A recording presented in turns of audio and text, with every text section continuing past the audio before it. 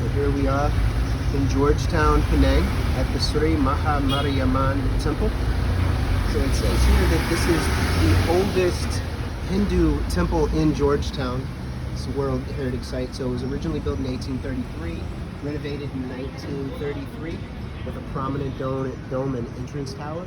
So when you back up, it's interesting how they have the street here is very nicely designed. And when you go across the street, you can see the tower. I don't know if it's officially considered a gopura. It smells amazing, the incense here. It looks like it has many shrines to different deities in here.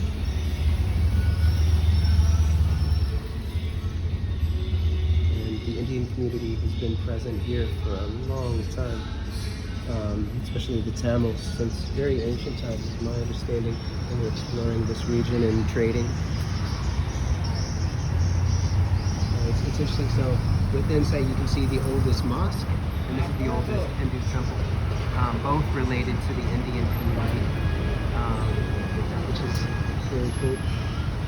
And Georgetown's an amazing place to explore. Everybody, be peaceful.